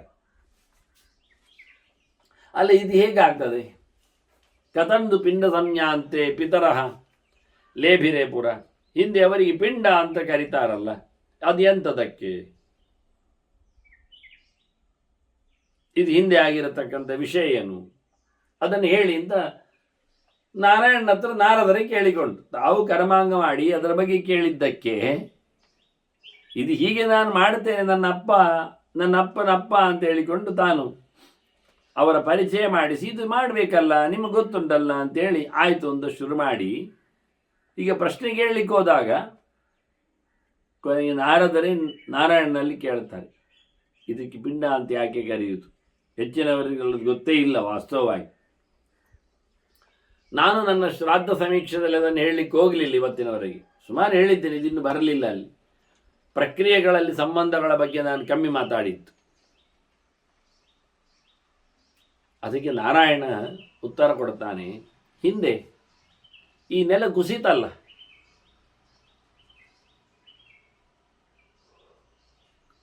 ಅದನ್ನು ಎತ್ತಿಡ್ಲಿಕ್ಕೆ ನಾರಾಯಣ ವರಾಹ ರೂಪವನ್ನು ತಳೆದು ಬಂದದ್ದು. ಗೋವಿಂದ ಉಜ್ಜಹಾರಾಶು ವಾರಾಹಂ ರೂಪಮಸ್ಥಿತ. ಅದು ದೇವರೇ ಮಾಡಿತ್ತು. ಯಾರು? ಗೋವಿಂದ. ಗೋವಿಂದ ಅಂದರೆ ನೆಲವನ್ನು ಹಿಂದೆ ಹೇಳಿತ್ತಲ್ಲ ನಿರ್ವಚನ, ನೆಲವನ್ನು ಹೊತ್ತವನು ಅಂತಲೇ ಅರ್ಥ. ಗೋ ಅಂದರೆ ನೆಲ, ಗಾಮಿಂದತಿ ಅಂತ ಅರ್ಥ. ನೆಲವನ್ನು ಹೊತ್ತು ನಿಂತವನು, ನೆಲವನ್ನು ಎಲ್ಲರಿಗೂ ತಲುಪಿಸಿಕೊಟ್ಟವನು. ಇಲ್ಲಾದರೆ ನೆಲ ಕಸಿದು ಹೋಗ್ತಿತ್ತು. ಹಾಗಾಗಿ ನೆಲದ ಉದ್ಧಾರಕ್ಕೆ ಕಾರಣನಾಗಿ ವರಾಹ ಇದ್ದಾನೆ. ಆದ್ದರಿಂದಲೇ ಆದಿಪೀಠದಲ್ಲಿ ಆಸನ ಸ್ಥಾನದಲ್ಲಿ ವರಾಹನ ಚಿಂತನೆ ಮಾಡುವಂಥದ್ದು. ಅವ ಮೈಯಲ್ಲೆಲ್ಲ ಕೆಸರಿತ್ತು, ನೀರಡಿಯಿಂದ ಬಂದದ್ದಲ್ಲ, ಜಲಕರ್ದವ ಲಿಪ್ತಾಂಗ. ಹಾಗಾಗಿ ಮಣ್ಣು ಮೈ ಅವನದ್ದು. ಈಗ ಮಧ್ಯಾಹ್ನ ಆಗಿದೆ, ಮತ್ತೆ ಪ್ರಾಪ್ತೇ ಮಾಧ್ಯಾಹ್ನ ಕಾಲೇತು, ಪ್ರಾಪ್ತೇ ಚ ಆಹ್ನಿಕ ಕಾಲೇತು. ಮಧ್ಯಾಹ್ನ ಅವನಿಗೆ ಮಧ್ಯಾಹ್ನದ ಜಪ ಮಾಡುವ ಹೊತ್ತು ಬಂದಿದೆ. ಮೈಯಲ್ಲಿ ಕೆಸರು ಬೇರೆ ಆಗಿದೆ, ಜಪದ ಹೊತ್ತು. ಜಪ ಮಾಡಲಿಕ್ಕೆ ಹೊರಟಾಗ ಈ ದಾಡೆಯಲ್ಲಿ ಮಣ್ಣು ನೋಡಿದ. ವರಾಹಕ್ಕೆ ಕಾಡು ವರಾಹ ಅದು, ಅದಕ್ಕೆ ದಾಡೆ ಇದೆ. ಆಚೆ ಈಚೆ ಎರಡು ಮುಸುಂಡಿನಲ್ಲಿ ಹಲ್ಲು ಇದೆ, ದೊಡ್ಡದು ಎದುರು ಬಂದದ್ದು. ಅದು ಅದರಲ್ಲಿ ಅಗೆದು ತಿನ್ನಲಿಕ್ಕೆಲ್ಲ ಅದಕ್ಕೆ ಸಪೋರ್ಟ್ ಅನುಕೂಲ ಆಗ್ತದೆ. ನೆಲವನ್ನು ಅಗಿಲಿಕ್ಕೆಲ್ಲ ಬಹಳ ಗಟ್ಟಿ ಇರ್ತದೆ. ಅದು ಹೊರಗೆ ಕಾಣುವ ಹಲ್ಲು, ವಾಸ್ತವವಾಗಿ ಕಚ್ಚಲಿಕ್ಕೆ ಒಳಗೆ ಹಲ್ಲು ಬೇರೆ ಉಂಟು. ಅದಕ್ಕೆ ಬದಿಯಲ್ಲಿ ಇರ್ತದೆ. ಅದು ಮಣ್ಣು ಎಬ್ಬಿಸಲಿಕ್ಕೆಲ್ಲ ಬೇಕಾಗ್ತದೆ. ಕಾಡು ಪ್ರಾಣಿಗಳ ಜೊತೆಯಲ್ಲಿ ಹೋರಾಟ ಮಾಡಲಿಕ್ಕೂ ಬೇಕಾಗ್ತದೆ. ಹಾಗಾಗಿ ಇವ ಮಣ್ಣು ಮೈಯವ ಜಪದ ಹೊತ್ತಾಯಿತು, ನೆಲವನ್ನು ನೆಲೆಗೊಳಿಸಿ ಬಂದಿದ್ದಾನೆ. ಹಾಗೆ ದಂಶ್ರಾ ವಿಲಗ್ನಾನ್ ತ್ರೀನ್ ಪಿಂಡಾನ್ ವಿಧೂಯ ಸಹಸಾ ಪ್ರಭು. ಈ ದಾಡೆಯಲ್ಲಿ ಮಣ್ಣಿನ ಹೆಂಟೆಗಳು ಕೂತಿದ್ದವು, ಅದನ್ನು ತೆಗೆದು ದೂರ ಮಾಡಿದ. ಅದು ಮೂರಿತ್ತು. ದಂಶ್ರಾ ವಿಲಗ್ನಾನ್, ಈ ದಾಡೆ ಪಕ್ಕದಲ್ಲಿ ಅದು ಕಚ್ಚಿಕೊಂಡಿತ್ತು. ಅದನ್ನು ಮಣ್ಣಿನ ಹೆಂಟೆ ಅಂದರೆ ಪಿಂಡ, ಉರುಟು, ಅದನ್ನು ಕೂಡಲೇ ಕೆಳಗೆ ಹಾಕಿದ್ದಾನೆ. ಹೇಗೆ ಕೆಳಗೆ ಹಾಕಿದ್ದಾನೆ? ಸ್ಥಾಪಯಾಮಾಸ ವೈ ಪೃಥ್ವಿಯಾಂ ಕುಶಾನ್ ಆಸ್ತೀರ್ಯ ನಾರದ. ದರ್ಬೆಯನ್ನು ಹಾಸಿ ಅದರ ಮೇಲೆ ಈ ಪಿಂಡವನ್ನು ಹಾಕಿದವ. ನೆಲದಲ್ಲಿ ಹಾಕಿದ, ನೆಲದಲ್ಲಿ ದರ್ಬೆ ಹಾಕಿ ಆಗಿತ್ತು. ಅಲ್ಲಿ ತನ್ನನ್ನೇ ಚಿಂತನೆ ಮಾಡಿ, ಸತೇಶು ಆತ್ಮಾನ ಉದ್ದೇಶ್ಯ ಪಿತೃಂ ಚಕ್ರೆ ಯಥಾವಿಧಿ, ತನ್ನನ್ನೇ ನೆನಪಿಸಿಕೊಂಡು ಇದು ಪಿತೃ ಸಮಾರಾಧನೆ ಅಂತ ಮಾಡಿದ. ಯಾಕೆ ಮಾಡಿದ ಅಂದರೆ ಅಲ್ಲಿ ಅವನಿಗೆ ಆ ಹೊತ್ತಿನಲ್ಲಿ ತಾನು ಪಿತೃಗಳನ್ನು ತಯಾರಿಸಬೇಕು, ಪಿತೃಕರ್ಮವನ್ನು ಹೇಳಿಕೊಡಬೇಕು ಅನ್ನುವ ತಲೆ ಇತ್ತು. ಆ ತಲೆಯಲ್ಲಿ ಅದುವೇ ಆಗಿ ಹೋಯಿತು. ಯಾವ ಯೋಚನೆಯಲ್ಲಿ ಇದ್ನೋ ಅದಕ್ಕೆ ಅದನ್ನೇ ತಂದುಕೊಟ್ಟ. ರಾಮಾಯಣದ ಯೋಚನೆಯಲ್ಲಿತ್ತು, ರಾಮನ ಚರಿತೆ ಯೋಚನೆಯಲ್ಲಿತ್ತು ವಾಲ್ಮೀಕಿಗೆ. ಆದರೆ ಬೇಡನ ಘಟನೆಗೆ ಅವನ ಮಾತುಗಳು ಹೊರಗೆ ಬಂದವು. ಆದರೆ ಅದು ರಾಮಾಯಣದ ಒಂದು ಚೋದನೆಯಾಗಿ ನಿಂತಿತು. ಮಾ ನಿಷಾದ ಪ್ರತಿಷ್ಠಾಂತಮೆನ್ನುವುದು ಅಗಮಃ ಶಾಶ್ವತಿ ಸಮಾಹ ಯತ್ ಕ್ರೌಂಚ ಮಿಥುನಾದೇಕಂ ಅವಧೀಹಿ ಕಾಮಮೋಹಿತ. ಕೊಂದೆಯಲ್ಲ ಒಂದು ಹಕ್ಕಿಯನ್ನು ಅಂತ ಹೇಳಿ ಅವನಿಗೆ ಕೊಡತಕ್ಕಂತಹ ಶಾಪದ ಬಿರುನುಡಿಯದು. ಮಾ ನಿಷಾದ ಪ್ರತಿಷ್ಠಾಂತ್ವಂ ಅಗಮಃ ಶಾಶ್ವತಿ ಸಮಾಹ ಯತ್ ಕ್ರೌಂಚ ಮಿಥುನಾದೇಕಂ ಅವಧೀಹಿ ಕಾಮಮೋಹಿತಂ ಅಂತಾನೆ. ಓ ನಿಷಾದ, ಬದುಕೆ ರಾಮನ ನನದ ಕಾಲೊಡು ಈ ನೆಲೊಂಟು ಮೋಕೆಡಿತ್ತುನೋ ಆಣ ಪಕ್ಕಿನ ಹಾಕತ್ತು ಕಿರಿಯನೇ. ಇದು ನಾನು ಹಿಂದೆ ಕೇರಳದಲ್ಲಿದ್ದಾಗ ಪೇಜಾವರ ಶ್ರೀಪಾದರ ಒಂದು ಆದೇಶದ ಮೇರೆಗೆ ರಾಮಾಯಣವನ್ನು ತುಳುವಿಗೆ, ಅದಕ್ಕೆ ರಾಮರಾಮಾಯಣ ಅಂತ ಹೆಸರು ಕೊಟ್ಟಿದ್ದೆ. ಎಷ್ಟೋ ಬಾಲಕಾಂಡದವರೆಗೆಲ್ಲ ಹೋಗಿತ್ತದು. ಅಲ್ಲಿ ಒಂದು ಯಕ್ಷಕೂಟಕ್ಕೆ ಮತ್ತು ತಾಳಮದ್ದಳೆಗೆ ಅನುಕೂಲ ಆಗಲಿಕ್ಕೆ ಹಾಡು, ಯಕ್ಷಗಾನದ ಹಾಡಿಗೆ. ಹಾಗಾಗಿ ವಾಲ್ಮೀಕಿಯ ಈ ಮಾತನ್ನು ಅಲ್ಲಿ ತುಳುವಿಗೆ ತಂದಿದ್ದೆ. ಇದು ರಾಮಾಯಣದ ಮೂಲ ಚಿಂತನೆಯಾಗಿತ್ತು ಅಂತ ಮತ್ತೆ ಬ್ರಹ್ಮದೇವ ನೆನಪಿಸಿಕೊಡುತ್ತಾನೆ. ರಾವಣ ಅಪಹಾರ ಮಾಡಿದ ಸೀತೆಯನ್ನು, ರಾಮ ಕಂಗೆಟ್ಟ. ಹಾಗಾಗಿ ಎಲ್ಲೆಡೆ ಹುಡುಕಿ ಹೋಗಿ ಬುದ್ಧಿವಾದ ಹೇಳಿ ಕೊಡದಿದ್ದಾಗ ಕೊನೆಗೆ ಸಂಹಾರ ಮಾಡಿ ಬಂದ ಅಂತ ಈ ಚರಿತ್ರೆ. ಪ್ರೀತಿಯ ಹೊತ್ತಿನಲ್ಲಿ ಆಗಿರತಕ್ಕಂತಹ ತೊಂದರೆ, ರಾಮ ಸೀತೆಯರಲ್ಲಿರದಂತಹ ಒಂದು ಮುಡುಗಟ್ಟಿದ ಪ್ರೀತಿಗೆ ಅಡ್ಡ ಹಾಕಿದ ಹೆಂಡತಿಯ ಅಪಹಾರದಿಂದ ನೋವನ್ನು ಉಣಿಸಿದ ರಾವಣನ ಸಂಹಾರದ ಕತೆ.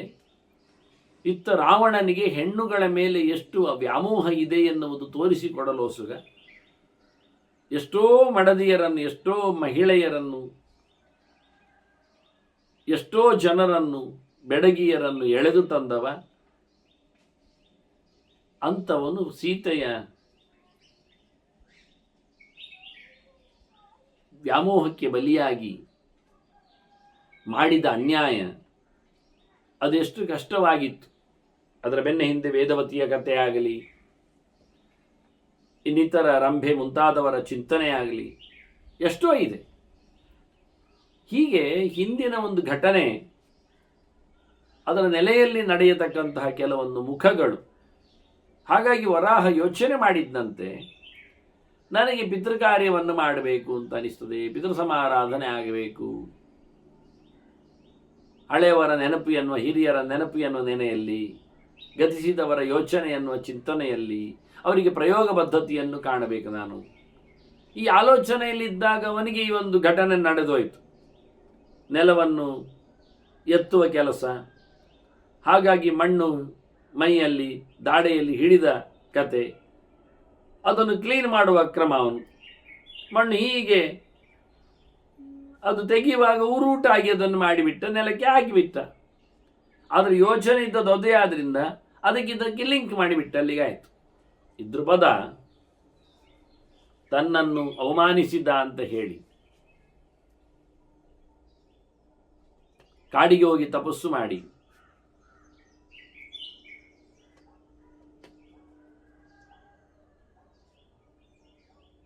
ಅದಕ್ಕೂ ಮೊದಲ ಕತೆ ಇದು. ಅವಮಾನಕ್ಕಿಂತಲೂ ಮೊದಲು ದ್ರುಪದನ ಒಂದು ಕತೆ, ಮಕ್ಕಳಾಗಬೇಕೆಂದು ಅವನು ಕಾಡಿಗೆ ಹೋದ ಕತೆ ಅದು. ವಾಸ್ತವವಾಗಿ ಅವಮಾನದ ನಂತರದಲ್ಲಿ ಮಾಡಿದ ಯಾಜೋಪಯಾಜರ ಕಥೆಯಲ್ಲಿ ಅದು.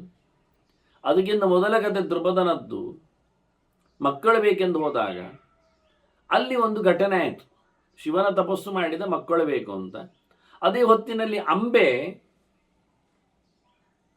ತಾನು ದೇಹತ್ಯಾಗ ಮಾಡಿಕೊಳ್ತಾ ಇದ್ದಾರೆ ತಪಸ್ಸು ಮಾಡ್ತಾ. ಆಗ ಶಿವನ ತಪಸ್ಸು ಮಾಡಿ ಅವಳಿಗೆ ನಿನಗೆ ಸಂಹಾರ ಮಾಡಲಿಕ್ಕೆ, ನಿನಗೆ ಆಗದವನ ವೈರ್ಯ ನಿರ್ಮೂಲನೆಗೆ ನಾನು ಮಾಲೆ ಕೊಡುತ್ತೇನೆ ಅಂತ ಹೇಳಿ ಮಾಲೆ ಕೊಟ್ಟಿದ್ದು. ಯಾರೂ ಮಾಲೆ ಧರಿಸದಿದ್ದಾಗ ಅದನ್ನು ಪಾಂಚಾಲದಲ್ಲಿ ಹೊರಗೆ ಹೆಬ್ಬಾಗಿಲಿಗೆ ಹಾಕಿ ಹೋಗಿದ್ದಾಳವಳು. ಹೀಗಾಗಿ ದ್ರುಪದ ತಪಸ್ಸಿಗೆ ಬಂದವ, ಮಗು ಬೇಕು ಅಂತ ಕೇಳಿದವ, ರುದ್ರನಿಗೊಂದು ಅವಕಾಶ ಆಯಿತು. ಹೇಗೂ ಇವಳಿಗೊಂದು ಬೀಳಿಸ್ಲಿಕ್ಕೆ ಜನ ಬೇಕು ಅಂಬೆಯ ವಿರುದ್ಧ. ಇವ ಒಬ್ಬ ಮಗು ಬೇಕು ಅಂತ ಕೇಳುತ್ತಾ ಬೇರೆ ಇದ್ದಾನೆ. ಹಾಗೆ ಅಂಬೆಯನ್ನೇ ಕೊಟ್ಟು ಬಿಟ್ಟವನು, ಹುಟ್ಟಿ ಬರ್ತಾಳೆ ಅಂತೇಳಿ. ಹಾಗಾಗಿ ಶಿಖಂಡಿ ಹುಟ್ಟಿ, ಮತ್ತು ಅದು ಹುಟ್ಟುವಾಗ ಅಂಬೆಯೇ ಹುಟ್ಟಿದ್ದು, ಹುಡುಗಿ ಶಿಖಂಡಿನಿಯೇ ಹುಟ್ಟಿತ್ತು. ಆ ಶಿಖಂಡಿನಿ ಹುಟ್ಟಿ ಮತ್ತು ಅವಳನ್ನು ಪರೀಕ್ಷೆ ಮಾಡಲಿಕ್ಕೆ ಹೋದಾಗ ಸ್ತೂಣಾಕರ್ಣನಿಂದಾಗಿ ಮತ್ತೆ ಅವನು ಶಿಖಂಡಿ ಆಗುವುದು, ಗಂಡಸ್ಸು ಆಗುವ ಕತೆ ಅದು. ಅದೇ ರೀತಿಯಲ್ಲಿ ಆ ಸಂದರ್ಭದಲ್ಲಿ ಇಂದ್ರ ಬಂದಾಗ, ಕುಬೇರ ಬಂದಾಗ, ಅವನ ಭೃತ್ಯ ಅಡಗಿ ಕೂತಾಗ ಸ್ತೂಣಾಕರ್ಣನಿಗೆ ನೀನು ಮತ್ತೆ ಇದೇ ರೀತಿಯಾಗಿ ಹೆಣ್ಣಾಗಿ ಇರು ಅಂತೇಳಿ ಹೋದ. ಹಾಗೆ ಸಿಚುವೇಶನ್ಸ್, ಆ ಕೆಲವು ಸಂದರ್ಭ ಕೆಲಸ ಮಾಡಿಬಿಡ್ತದೆ. ಹಾಗಾಗಿ ಇವನು ಸಹ ನೆಲವನ್ನು ಹೊತ್ತಿಡುವಾಗ ದಾಡೆಯಲ್ಲಿ ಅಂಟಿಕೊಂಡಿರತಕ್ಕ ಮಣ್ಣಿಗೆ ಅದನ್ನು ಹೇಗೂ ಕೆಳಗೆ ಹಾಕಬೇಕು ಅಂತ ಉರುಟಾಗಿ ಬಿತ್ತು, ಕಾಳೆ ಆಯಿತು. ಮೂರು ಉಂಡೆ ಕೆಳಗೆ ಬಿತ್ತು. ಅವನು ತೆಗೆದು ಮಣ್ಣನ್ನು ತೆಗೆದು ಹಾಕುವಾಗ 3 ನೆಲಕ್ಕೆ ಹಾಕಿದ್ದಾನೆ. ಅದನ್ನು ದರ್ಬೆ ಹಾಸಿ ಮಾಡಿಬಿಟ್ಟಿದ್ದಾನೆ. ಅದು ವರಾಹನ ದೇಹದಿಂದಲೇ ರೋಮದಿಂದಲೇ ಹುಟ್ಟಿ ಬಂದದ್ದು ದರ್ಬೆ ಎನ್ನುವುದು ಒಂದು ಮಾತುಂಟು. ಇದೆಲ್ಲ ನಡೆದದ್ದು ವರಾಹ ಪರ್ವತದಲ್ಲಿ ಆದ ಘಟನೆ ಇದು. ಹೀಗಾಗಿ ಬಹಳ ಚಂದವಾಗಿ ಪಿತೃಗಳ ಉದ್ದೇಶ ಅಂತ ಹೇಳಿಕೊಂಡು ಅದು ದಕ್ಷಿಣ ದಿಕ್ಕಿಗೆ ಬಿದ್ದದ್ದು. ದಕ್ಷಿಣಕ್ಕೆ ಮೋರೆ ಹಾಕಿಕೊಂಡು ಹಾಕಿದ್ದಾನೆ. ಆತ್ಮಗಾತ್ರೋಷ್ಮ ಸಂಭೂತೈ ಸ್ನೇಹಭೂತೈ ತಿಲೈರಪಿ. ಮೈಯಲ್ಲಿ ಬಿಸಿಯಾಗಿದೆ, ಬಿಸಿಯಾಗಿ ಬೆವರು ಬಂದಿದೆ, ಬೆವರಿನಲ್ಲಿ ಇಳಿದು ಬಿಟ್ಟಿದೆ ಕಾಳುಗಳು, ಎಳ್ಳುಗಳು. ಹಾಗಾಗಿ ಎಳ್ಳುಗಳನ್ನು ಉಪಯೋಗಿಸಿಕೊಂಡ ನೋಡಿ. ಪಿತೃಶ್ರಾದ್ದದಲ್ಲಿ ಏಕಪ್ರಕಾರವಾಗಿ ಒಂದೇ ನಮನಿ ಅವನ ದೇಹದಿಂದ ಹುಟ್ಟಿ ಬಂದಿರತಕ್ಕಂತಹ, ರೋಮದಿಂದ ಹುಟ್ಟಿರತಕ್ಕಂತಹ ದರ್ಬೆಗಳು, ಜೊತೆಯಲ್ಲಿ ಬೆವರಿನಿಂದ ಬಂದಿರತಕ್ಕಂತಹ ಎಳ್ಳು, ಅದರೊಟ್ಟಿಗೆ ದಾಡೆಯಿಂದ ದೂಡಿಬಿಟ್ಟಂತಹ ಮಣ್ಣಿನ ಹೆಂಟೆ ಪಿಂಡಗಳು, ಅದನ್ನು ಮತ್ತೆ ಪ್ರೋಕ್ಷ್ಯಾಪಸವ್ಯಂ ಎಡಕ್ಕೆ ಮಾಡಿಕೊಂಡು ಇಟ್ಬಿಟ್ಟಿದ್ದಾನೆ. ಅವನ ಯೋಚನೆ ಹೀಗುಂಟೊಂದು ವರಾಹ ಹೇಳ್ತಾನೆ. ಇಷ್ಟಾದಾಗ ಅಹಂ ಹಿ ಪಿತರಃ ಸೃಷ್ಟಂ ಉದ್ಯತಃ. ನಾನು ಪಿತೃಗಳ ಸೃಷ್ಟಿಗಾಗಿ ಹೊರಟೆ. ಹಾಗೆ ಚಿಂತೆಯತಃ ವಿಧಿನ್ ಪರಾನ್, ಉತ್ತಮ ಮಟ್ಟದ ಅವರಿಗೆ ಪ್ರಯೋಗಗಳನ್ನು ಯೋಚನೆ ಮಾಡಿದ್ದೆ. ಹಾಗಾಗಿ ನನ್ನ ಹಲ್ಲಿನಲ್ಲಿ ಸಿಕ್ಕಿದ ದಂಷ್ಟ್ರಾಭ್ಯಾಂ ಪ್ರವಿ ನಿರ್ಧೂತ ಮಮೈತೆ ದಕ್ಷಿಣಾಂ ದಿಶಂ ಆಶ್ರಿತ ಧರಣಿಂ ಪೀಡ್ಯ. ನಾನು ನೆಲ ಮೆತ್ತಿ ತಂದವ, ಹಾಗಾಗಿ ನೆಲವನ್ನು ಒತ್ತಿ ಹಿಡಿದು ನಾನು ಈ ದಾಡೆಯಿಂದ ಅದು ಬೀಳಿಸುವ ರೀತಿ ದಾಡೆಯಿಂದ ಬೀಳಿಸಿದ್ದೆ. ಆದ್ದರಿಂದ ಪೀಡಿಸಿ ಬೀಳಿಸಿದ್ದರಿಂದ ಅದನ್ನು ಪಿಂಡ ಅಂತ ಕರೆದು. ತಸ್ಮಾತ್ ಪಿತರ ಏವತೆ ತ್ರಯೋ ಮೂರ್ತಿವಿಹೀನ ವೈ ಪಿಂಡ ಮೂರ್ತಿಧರಾಸ್ತು ಇಮೆ. ಅದರಲ್ಲಿ ಅಮೂರ್ತರು, ಮೂರ್ತರು ಅಂತ 2 ಪ್ರಕಾರದ ಪಿತೃಗಳಿದ್ದಾರೆ ಸಪ್ತಪಿತೃಗಳಲ್ಲಿ. ಹಾಗಾಗಿ ಮನುಷ್ಯ ಲೋಕದಲ್ಲಿ ಕಾಣದೇ ಇರುವಂತಹ ಒಂದು ಅವ್ಯಕ್ತರಾದವರು ಮೂರ್ತಿವಿಹೀನರು. ಅದೆಂತ ಹೇಳುದು, ಅಮೂರ್ತಾನಾಂಚ ಮೂರ್ತಾನಾಂ ಅಂತ ಹೇಳಿಕೊಂಡು ಇದೆಲ್ಲ ನಾನು ಪಿತೃಸ್ತುತಿಯಲ್ಲೆಲ್ಲ ಅರ್ಥ ಕೊಟ್ಟಿದ್ದೇನೆ. ಇದು ಕಲೀಲಿಕ್ಕೆ ಏನು ಕಷ್ಟ ಇಲ್ಲ. ಪಿತೃಸ್ತುತಿ ಅಂತ ಇದೆ, ಅದರದ್ದು ಆಡಿಯೋ, ವಿಡಿಯೋ, ಶ್ಲೋಕ ಎಲ್ಲವೂ ಇದೆ.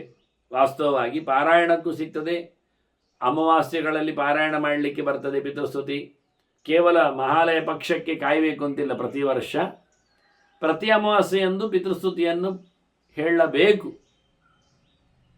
ಪ್ರತಿ ಅಮಾವಾಸ್ಯೆ ಮಾತ್ರ ಅಲ್ಲ, ಷಣ್ಣವತಿ ದಿನಗಳಲ್ಲಿ ಹೇಳಬೇಕಾದ್ದು. ಅದರ ಅರ್ಥವನ್ನು ಕೊಟ್ಟಿದ್ದೇನೆ, ಶ್ಲೋಕಗಳನ್ನು ಕೊಟ್ಟಿದ್ದೇನೆ. ಬಹಳಷ್ಟು ಜಾಸ್ತಿ ಇಲ್ಲ, ಉದ್ದ ಇಲ್ಲೇನು ಹೆಚ್ಚು, ಅಂದರೆ 25 ಶ್ಲೋಕದಲ್ಲಿ ಮುಗಿದೋಗುತ್ತೆ. ಅವರ ಗಣಗಳ ಬಗ್ಗೆ ಎಲ್ಲ ಅಲ್ಲಿ ಮಾತುಗಳಿವೆ. ಹಾಗಾಗಿ ಅಮೂರ್ತರು ಮೂರ್ತರು ಅಂತ 2 ಪ್ರಕಾರಗಳಲ್ಲಿ ಅಮೂರ್ತರು ದೇವಲೋಕದಲ್ಲಿ ಕಾಣುವವರು, ಮೂರ್ತರಲ್ಲಿ. ಈ ಅಮೂರ್ತರ ವಿಚಾರದಲ್ಲಿ ಈ ಪಿಂಡದ ಕಲ್ಪನೆ ಅಂತ ಹೇಳಿಕೊಂಡು 3 ಪಿಂಡಗಳನ್ನು, ಮೂರ್ತಿ ವಿಹೀನಾವೈ ಪಿಂಡ ಮೂರ್ತಿಧರಾಸ್ಮಿ, ಪಿಂಡದ ಮೂರ್ತಿಯಲ್ಲಿದ್ದಾರೆ. ಮತ್ತು ಇದರಲ್ಲಿ ನನ್ನನ್ನೇ ಪೂಜೆ ಮಾಡಲಿಕ್ಕೆ ಅಂತಾನೆ. ಪಿತಾಮಹ ಪ್ರಪಿತಾಮಹ ನಾನೇ, ಪಿತಾ ನಾನೇ, ಪಿತಾಮಹ ನಾನೇ, ಪ್ರಪಿತಾಮಹ ನಾನೇ. ಆದರೆ ಅಹಮೇ ಮಾತ್ರ ವಿಜ್ಞೇಯ ತ್ರಿಷು ಪಿಂಡೇಶು, ನಾನೇ 3 ಪಿಂಡದಲ್ಲಿಯೂ ಸಂಸ್ಥಿತ ಇರುವವನು. ಮತ್ತೆ ನನಗಿಂತ ಮಿಗಿಲಿ ಯಾರಿದ್ದಾರೆ? ಪಿತಾಮಹ ಪ್ರಪಿತಾಮಹರು. ನನಗಪ್ಪ ಯಾರು? ಅವನಪ್ಪ ಯಾರು? ಅವನಪ್ಪ ಯಾರು? ಇಲ್ಲ. ಆದ್ದರಿಂದ ನನ್ನ ಪೂಜೆಯಲ್ಲಿ ವಿಶೇಷ ನಾಸ್ತಿ ಮತ್ತಃ ಅಧಿಕ ಪಶ್ಯನ್, ನಾನು ಅಲ್ಲದೆ ಇನ್ಯಾರಿದ್ದಾರೆ ನನಗಿಂತ ಮಿಗಿಲು? ಅದರಿಂದ ಗೋವಾರ್ಚ್ಯ ಗೋವಾನ್ಯೋ ಅರ್ಚ್ಯ ಮಯಾ ಸ್ವಯಂ, ನಾನು ಯಾರನ್ನು ಪೂಜೆ ಮಾಡೋದು? ಅದರಿಂದ ನಾನು ಪೂಜೆ ಮಾಡುವಾಗ ಇದರಲ್ಲಿ ನನ್ನನ್ನೇ ಆವಾಹನೆ ಮಾಡಿ ಪೂಜೆ ಮಾಡಿದ್ದರಿಂದ ಮುಂದಿನವರು ನನ್ನ ಚಿಂತನೆಯನ್ನೇ ಮಾಡಲಿ ಅಂತ. ಹಾಗಾಗಿ ಪಿತಾಮಹ ಪ್ರಪಿತಾಮಹರಲ್ಲಿ ಮುಖ್ಯವಾಗಿ ಈ 3 ಜನರನ್ನು ವಸುರುದ್ರಾದಿತ್ಯರಿಂದ ಆರಾಧನೆಗೊಳ್ಳತಕ್ಕಂಥ ಪಿತಾಮಹ ಪ್ರಪಿತಾಮಹರು ವಸುರುದ್ರಾದಿತ್ಯರಿಂದ ಕಂಟ್ರೋಲ್, ಅವರನ್ನು ಅವರು ನಿಯಮನ ಮಾಡ್ತಾ ಇದ್ದಾರೆ. ಅವರಿಂದ ನಿಯಮ್ಯರಾದವರು ಇವರು ಪಿತಾಮಹ ಪ್ರಪಿತಾಮಹರು. ಲೌಕಿಕವಾಗಿ ಅವರಿಂದ ಆರಾಧ್ಯರಾದವರಿದ್ದಾರೆ ಪ್ರದ್ಯುಮ್ನ ಸಂಕರ್ಷಣ ವಾಸುದೇವರು. ಹೀಗೆ ಭಗವಂತನ 3 ವಿಶೇಷಗಳಿಂದ ಸಮಾರಾಧನೆ ಮಾಡಿದ್ದು ಅಂತ ಹೇಳ್ತಾ ಮತ್ತೆ ವರಾಹ ತಿಳಿಸಿಕೊಟ್ಟು ಇದು ಲೋಕದಲ್ಲಿ ಪಿತೃಕಾರಿ ಆಗಲಿ ಅಂತ ಹೇಳಿ ಅವನು ಕಾಣದಾಗಿದ್ದಾನೆ ಅಂತ ಕಥೆಯನ್ನು ಉಲ್ಲೇಖ ಮಾಡ್ತಾರೆ. ಮುಂದೆ ಯಾವ ಪ್ರಕಾರದಲ್ಲಿ ಭಗವಂತನ ಭಕ್ತರ ಚಿಂತನೆ ಇದೆ ಎನ್ನುವ ಒಂದು 4 ಮಾತುಗಳೊಂದಿಗೆ ನಾರಾಯಣನ ಉಪದೇಶದ ವಾರ್ತೆಯನ್ನು ವೈಶಂಪಾಯನರು ತಿಳಿಸಿಕೊಡ್ತಾರೆ. ಅದನ್ನು ಮುಂದೆ ಕೇಳಿದಾಗ ಕೇಳುವ ವಂದನೆಗಳೊಂದಿಗೆ ಶ್ರೀಕೃಷ್ಣ ನಾರಾಯಣ ನಾರಾಯಣ.